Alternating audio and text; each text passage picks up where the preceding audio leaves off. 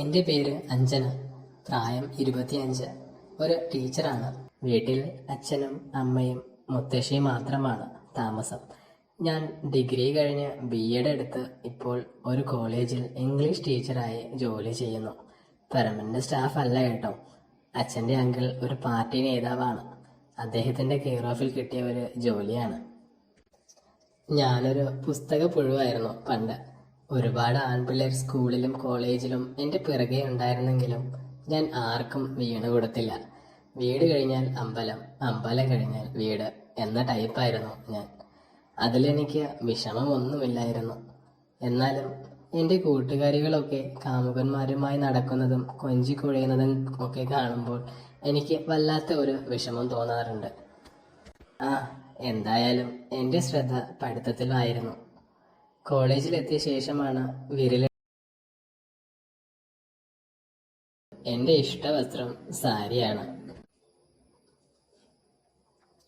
ക്ലാസ്സിലൊക്കെ നല്ല വൈബ് തരുന്ന ടീച്ചറായിരുന്നു. പിള്ളേർക്കൊക്കെ എന്നെ ജീവനായിരുന്നു. വേറെ ടീച്ചർമാർക്ക് കിട്ടാത്ത സ്നേഹമായിരുന്നു അവരെല്ലാം എന്നോട്. ഞാനും അങ്ങനെ തന്നെയായിരുന്നു അവരോട്. സ്ട്രിക്റ്റ് അല്ല, എന്നാൽ ഉഴപ്പുമല്ല. അതുപോലെയുള്ള ഒരു ക്ലാസ് ആയിരുന്നു എൻ്റേത്. ഇടയ്ക്കൊക്കെ പയ്യന്മാർ എൻ്റെ മുലയിലുമൊക്കെ കണ്ണിട്ട് നോക്കുമെങ്കിലും ഞാൻ അതൊന്നും കാര്യമാക്കിയില്ല. ഇതൊക്കെ ഒരു രസമല്ലേ എന്ന് ഞാൻ ഓർത്തു. എൻ്റെ ക്ലാസ്സിൽ എനിക്ക് ഏറ്റവും പ്രിയപ്പെട്ട 4 വിദ്യാർത്ഥികൾ ആയിരുന്നു സനൂപ്, വിവേക്, അരുൺ, പിന്നെ അജയ്. നല്ല ഉഴപ്പന്മാരായിരുന്നു 4 പേരും. നല്ല കുസൃതിയുമുണ്ട്. മാർക്ക് കുറഞ്ഞത് കൊണ്ട് 4 എണ്ണത്തിനും ഞാൻ കോളേജ് ടൈം കഴിഞ്ഞ് സ്പെഷ്യൽ ക്ലാസ് കൊടുക്കും. ക്ലാസ്സൊക്കെ കഴിഞ്ഞ് ഞാൻ എൻ്റെ ഷിഫ്റ്റ് കാറിൽ അവർക്ക് സ്റ്റാൻഡിലേക്ക് ലിഫ്റ്റും കൊടുക്കും. ഇടയ്ക്ക് ഞങ്ങൾ വഴിയിൽ വെച്ച് വണ്ടി നിർത്തി ഒരുമിച്ച് ഫുഡൊക്കെ അടിക്കാറുണ്ട്. ചെറിയ പ്രായ വ്യത്യാസമേ ഞങ്ങൾക്ക് തമ്മിൽ ഉണ്ടായിരുന്നുള്ളൂ. അവർക്ക് 20-21 വയസ്സും എനിക്ക് 25. അതുകൊണ്ട് അത് ശരിക്കും മുതലെടുക്കും. എന്നെ പേരെടുത്ത് വിളിയും പിച്ചും നുള്ളും. ഞാൻ എന്തോ അവൻ്റെയൊക്കെ കൂടെ പഠിക്കുന്ന കൂട്ടുകാരിയാണെന്ന പോലെ. എന്തായാലും ഞാൻ അതൊക്കെ ശരിക്കും ആസ്വദിച്ചിരുന്നു. കഴിഞ്ഞുപോയ സ്കൂൾ കോളേജ് കാലത്ത് പോലും കിട്ടാത്ത ആനന്ദങ്ങളായിരുന്നു എനിക്കത്.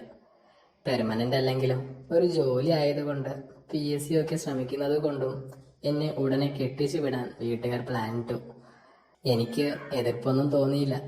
ഒടുവിൽ ഒരു ആണിന്റെ ചൂട് അറിയാമല്ലോ എന്നോർത്ത് ഞാൻ നാണത്തോടെ സമ്മതിലും എനിക്ക് ഒന്നും ഇഷ്ടപ്പെട്ടില്ല. ഒടുവിൽ ഞാൻ ജഗദീശിനെ പരിചയപ്പെട്ടു. സുന്ദരനാണ്. ഗൾഫിൽ ബിസിനസ്സാണ് തൊഴിൽ. നല്ല കുടുംബം. വീട്ടുകാർക്ക് കോടികളുടെ ആസ്തിയുണ്ട്. പുകവലിയും മദ്യപാനവും ഒന്നുമില്ല. മറ്റ് ദുശീലങ്ങൾ തീരെയില്ല. ഭംഗിയായി സംസാരിക്കും. വീട്ടുകാർ ഒന്നും നോക്കാതെ അതങ്ങ് ഉറപ്പിച്ചു. ഞാനും എൻ്റെ സമ്മതം മൂളി. അങ്ങനെ ഞാൻ കോളേജിൽ പോയി ഈ വിവരം എൻ്റെ ക്ലാസ്സിൽ അറിയിച്ചു. എല്ലാവരെയും ക്ഷണിച്ചു. പിന്നെ എൻ്റെ 4 വാനരന്മാരെയും പ്രത്യേകിച്ച് ഒരു ദിവസം മുന്നെയെങ്കിലും എത്തിക്കണമെന്ന് പറഞ്ഞു. അവർക്കൊക്കെ നല്ല ത്രില്ലായിരുന്നു, സനൂപിനൊഴിച്ച്. അങ്ങനെ കല്യാണ തലേന്നെത്തി. ഞങ്ങൾക്ക് 2 വീടുണ്ടായിരുന്നു. ഒന്ന് അച്ഛൻ്റെ പഴയ വീടും ഒന്ന് ഞങ്ങൾ ഇപ്പോൾ താമസിക്കുന്ന പുതിയ വീടും. രണ്ടും അടുത്തടുത്ത് തന്നെയാണ്. പഴയതിൽ ആരും താമസിക്കില്ല. ഒരു ഔട്ട് ഹൗസ് പോലെ അവിടെ നിൽക്കുന്നു. 5-6 ഏക്കർ സ്ഥലമുള്ളത് കൊണ്ട് കല്യാണം വീട്ടിൽ വച്ച് തന്നെ നടത്താൻ ബുദ്ധിമുട്ടൊന്നും ഉണ്ടായിരുന്നില്ല. വണ്ടികൾ പാർക്ക് ചെയ്യാനും പന്തലിടാനും ഊറ്റുപുരയ്ക്കുമൊക്കെ വിശാലമായ സ്ഥലമുണ്ടായിരുന്നു. എൻ്റെ കുറേ ബന്ധുക്കൾ വന്നു. പിന്നെ കുറച്ച് പഴയ കോളേജ് കൂട്ടുകാരികളൊക്കെ വന്നിരുന്നു. അവരൊക്കെ ആശംസകൾ തന്ന് അവിടെയും ഇവിടെയുമൊക്കെ ചുറ്റിത്തിരിഞ്ഞു നിന്ന്. അപ്പോഴാണ് എൻ്റെ 4 വാനരന്മാർ കയറി വരുന്നത്. അവർ വന്നതും വീടൊന്ന് ഇളകി. വിവേക് ചോദിച്ചു, അയ്യോ, ഇതാരാ ഈ സുന്ദരി കുട്ടി? അരുൺ പറയുന്നു, ഞാൻ കരുതി ഏതോ സിനിമ നടിയാണെന്ന്. എന്തൊരു ഗ്ലാമറാ. ഞാൻ അവരെ സ്വീകരിച്ചിരുത്തി. അവർ വിവാഹ സമ്മാനമായി എനിക്കൊരു കവർ തന്നു. അതിൽ വർണ്ണക്കടലാസിൽ പൊതിഞ്ഞ ഒരു ഗിഫ്റ്റ് ബോക്സ്. ഞാൻ അത് തുറന്നു നോക്കിയപ്പോൾ ശരിക്കും ഞെട്ടി. ഒരു വാച്ചായിരുന്നു അത്. എനിക്ക് വളരെ ഇഷ്ടപ്പെട്ടു. ഞാൻ അത് അപ്പോൾ തന്നെ കയ്യിലിട്ടു. ബാക്കി എല്ലാവരും നല്ല ഹാപ്പിയാണെങ്കിലും സനൂപിന്റെ മുഖത്ത് ഒരു വിഷമം ഞാൻ ശ്രദ്ധിച്ചു. ഞാൻ അവൻ്റെ കയ്യിലൊന്ന് പിടിച്ച് അവനെ നോക്കി ചിരിച്ചു. എന്തു പറ്റിയെന്ന് കണ്ണുകൊണ്ട് ആംഗ്യം കാണിച്ചു. അവൻ ഒന്നുമില്ല എന്ന് തലയാട്ടി ചിരിച്ചു. ഞങ്ങൾ കുറെ സെൽഫി എടുത്ത തമാശകളൊക്കെ പറഞ്ഞു. അപ്പോഴാണ് അവർ പോകുന്നത് പോകുന്നത് പറഞ്ഞത്. എനിക്ക് എന്തോ വിഷമവും തോന്നി. നാളെ രാവിലെയാണ് കല്യാണം. അതുകൊണ്ട് അവർക്ക് ഇന്ന് രാത്രി ഞങ്ങളുടെ പഴയ വീട്ടിൽ സ്റ്റേ ചെയ്യാൻ റൂം കൊടുത്തു.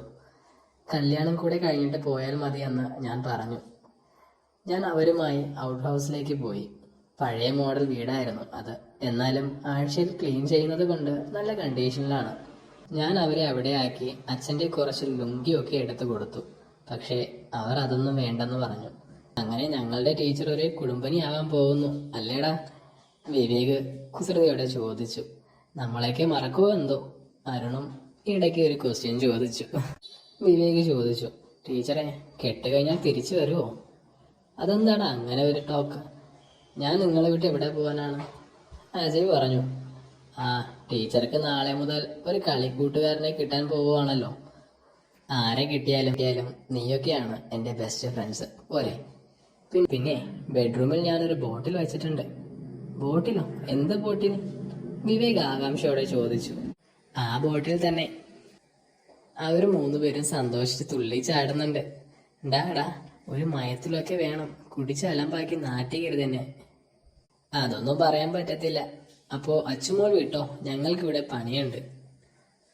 ഒരു കള്ളച്ചിരി ചിരിച്ചുകൊണ്ട് ഞാൻ അവിടെ നിന്ന് പോയി. കല്യാണ തലേന്ന് എന്നെ കാണാൻ പിന്നെയും കുറേ ബന്ധുക്കൾ വന്നെത്തി. ബിരിയാണി തന്നെയായിരുന്നു ഭക്ഷണം. വന്നവരുടെ മുന്നിലെല്ലാം ചിരിച്ച് ചിരിച്ച് എൻ്റെ കവിൾ രണ്ട് ഭാഗത്തേക്ക് ഒട്ടിയ പോലെ എനിക്ക് തോന്നി. നല്ല തലവേദന എന്ന് പറഞ്ഞ് ഞാൻ എൻ്റെ മുറിയിൽ പോയി കുറച്ചു നേരം ഇരുന്നു. ചിരിക്കാനുള്ള മടിയായിരുന്നു കാരണം. അങ്ങനെ ഇരിക്കുമ്പോഴാണ് ഞാൻ കല്യാണത്തിന് ഉടുക്കാൻ വാങ്ങിച്ച സാരി ഒന്ന് നോക്കിയത്. വളരെ മനോഹരമായ ഒരു ചുമപ്പ് സാരി. ഞാൻ അതൊന്ന് ഉടുത്തു നോക്കാൻ തീരുമാനിച്ചു. സാരി എടുത്ത് കണ്ണാടിയിൽ അങ്ങോട്ടും ഇങ്ങോട്ടും പോസ്റ്റ് ചെയ്ത് നിൽക്കുമ്പോഴാണ് കതകിന് ഒരു തട്ട് കേട്ടത്. ഞാനൊന്ന് ഞെട്ടി. അമ്മയോ മുത്തശ്ശിയോ ആണെങ്കിൽ ഇപ്പോൾ ചീത്ത കേൾക്കും. ഞാൻ തുറന്നപ്പോൾ അത് സനൂപായിരുന്നു. ഞാൻ അവനെ നോക്കി ഒന്ന് ചിരിച്ചു. പക്ഷെ അവൻ്റെ മുഖത്ത് നിരാശ മാത്രമായിരുന്നു.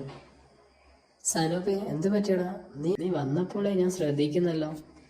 പെട്ടെന്നാണ് എന്നെ ഞെട്ടിച്ചുകൊണ്ട് അവൻ മുന്നിലേക്ക് കയറി വന്ന് എന്നെ കെട്ടിപ്പുണർന്നത്. അവൻ്റെ നെഞ്ചിൽ അമർന്നു നിന്നു. എൻ്റെ തോളിൽ തല വെച്ച് അവൻ കരഞ്ഞുകൊണ്ടിരുന്നു. എനിക്ക് പറ്റില്ല, എൻ്റെ ടീച്ചറില്ലാതെ എനിക്ക് ജീവിക്കാൻ ആവില്ല. ഞാൻ ഞെട്ടിത്തരിച്ചു പോയി. ഞാൻ അവൻ്റെ കൈ എങ്ങനെയൊക്കെയോ വെടിയിപ്പിച്ച് അവനെ തള്ളി മാറ്റി. ആരെങ്കിലും ഒന്ന് കാണുന്നതിന് മുമ്പ് കതക് അടച്ചു. മോനെ സനൂപ്, നിനക്ക് എന്ത് പറ്റി? നീ എന്തൊക്കെയാ പറയുന്നേ? എനിക്ക് തന്നെ വേണം. നീ എൻ്റേത് മാത്രമാണ്. നീ ഇല്ലാതെ ഞാൻ ജീവിക്കില്ല. ഇതെല്ലാം കേട്ട് എനിക്ക് തല കറങ്ങുന്നത് പോലെ തോന്നി. എടാ, തമാശ വിട്, നീ കളിക്കല്ലേ, നാളെ എൻ്റെ കല്യാണമാണ്. സനൂപ് വീണ്ടും പൊട്ടിക്കരഞ്ഞു. എനിക്ക് അവൻ സീരിയസ് ആണെന്ന് മനസ്സിലായി. ഞാൻ അവൻ്റെ അടുത്തിരുന്ന് അവനെ സമാധാനിപ്പിക്കാൻ നോക്കി. അപ്പോഴാണ് അവൻ എന്നെ ഒന്നുകൂടെ കെട്ടിപ്പിടിച്ചത്.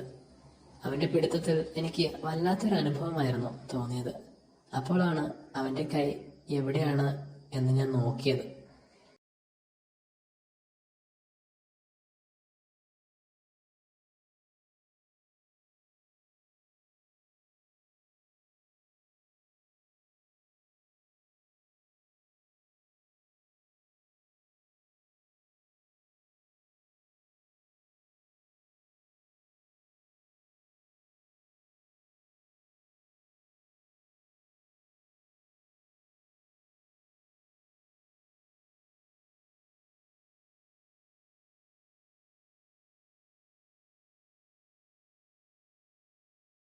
എൻ്റെ വിവാഹ സാരിയിലൂടെ അവൻ്റെ കൈകൾ വെപ്രാളത്തോടെ ഓടി നടന്നു. എൻ്റെ സാരി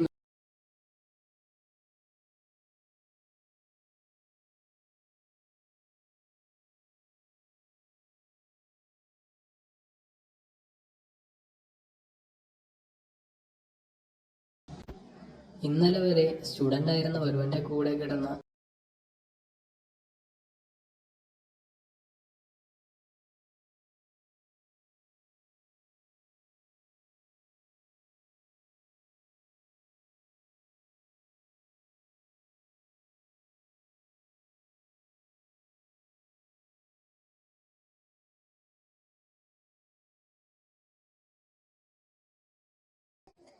പുറത്ത് എല്ലാവരും കല്യാണത്തിന്റെ ഒരുക്കത്തിൽ നിൽക്കുമ്പോൾ വിവാഹ പെണ്ണായ ഞാൻ എന്റെ സ്റ്റുഡന്റിന്റെ കൂടെ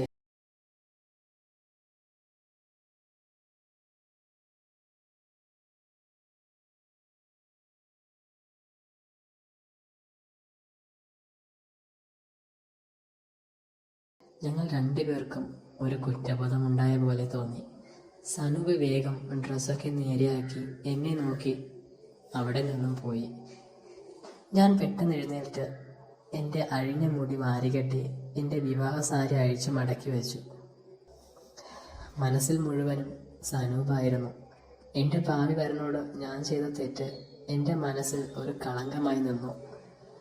അല്ല, ഞാൻ ചെയ്തത് തെറ്റാണോ?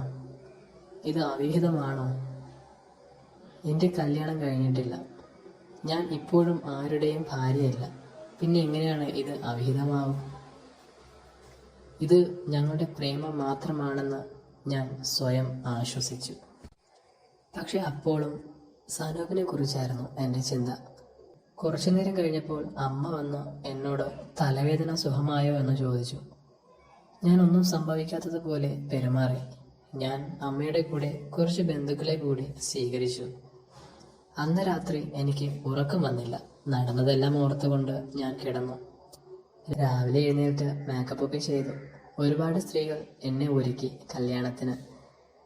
അച്ഛൻ്റെയും അമ്മയുടെയും അനുഗ്രഹം വാങ്ങി മുത്തശ്ശിയുടെയും. അമ്മയും മുത്തശ്ശിയും കരയുന്നുണ്ടായിരുന്നു. എൻ്റെ പിള്ളേരെല്ലാവരും റെഡിയായി നിൽക്കുന്നുണ്ടായിരുന്നു. ബാക്കി എല്ലാവരും ചിരിച്ചു നിൽക്കുന്നുണ്ട്. പക്ഷേ സനൂപ് മാത്രം എന്നെ നോക്കി. അവൻ്റെ മുഖത്ത് ചിരിയില്ല, വിഷമം മാത്രം. പക്ഷേ ഞാൻ അവനെ നോക്കി ഒന്ന് ചിരിച്ചു. അപ്പോൾ അവൻ എന്നെ നോക്കി ചിരിച്ചു. ജഗദീഷ് എന്നെ കാത്ത് വിവാഹ മണ്ഡപത്തിൽ ഉണ്ടായിരുന്നു. ഞങ്ങൾ ഇരുന്നു. ഞാൻ എല്ലാം മറന്ന് ഇരുന്നു. ചെണ്ടയും നാഗസ്വരവും മുഴങ്ങി. ജഗദീഷ് എൻ്റെ കഴുത്തിൽ താലി കെട്ടി, എൻ്റെ നെറ്റിയിൽ സിന്ദൂരം ചാർത്തി. ഞങ്ങളുടെ മേൽ ആളുകൾ പൂവ് കൊണ്ട് വർഷം നടത്തി കൂരയിട്ടു. അപ്പോഴാണ് സാരിയുടെ ഒരു വശത്ത് ഒരു കറ പിടിച്ചിരിക്കുന്നത് ഞാൻ ശ്രദ്ധിച്ചത്. ഞാൻ സാരി തുമ്പുകൊണ്ട് അത് മറച്ചു പിടിച്ചു. രാത്രി ജഗദീശേട്ടനും ഞാനും പലതും പരസ്പരം തുറന്നു പറഞ്ഞു. സനൂപിൻ്റെ കാര്യം പറയണമോ എന്ന് ഓർത്തിരിക്കുമ്പോഴാണ് പെട്ടെന്ന് ജഗദീഷ് ഒരു കാര്യം പറയുന്നത്. ഞാൻ എന്താ കല്യാണം കഴിക്കാൻ ഇത്ര വൈകിയതെന്ന് അറിയാമോ? നിന്നെപ്പോലെ ആരും തൊടാത്ത ഒരു പെണ്ണിന് വേണ്ടിയായിരുന്നു. ഇത് കേട്ടപ്പോൾ പിന്നെ എനിക്ക് ഒന്നും പറയാൻ തോന്നിയില്ല. അന്ന് ജഗദീഷേട്ടൻ്റെ കൂടെ ഉണ്ടായിരുന്ന ആ രാത്രിക്ക് സനൂപിൻ്റെ കൂടെ ഉണ്ടായിരുന്ന അത്ര മധുരം എനിക്ക് തോന്നിയില്ല. എന്തായാലും ഞാനിപ്പോൾ 6 മാസം ഗർഭിണിയാണ്. എല്ലാവരും ജഗദീഷേട്ടന് അതിൻ്റെ ക്രെഡിറ്റ് കൊടുക്കുമ്പോൾ അതിൻ്റെ യഥാർത്ഥ ക്രെഡിറ്റ് ആർക്കാണെന്ന് ഞാനൊരു ചെറു പുഞ്ചിരിയോടെ ഓർത്ത് ചിരിച്ചുപോയി.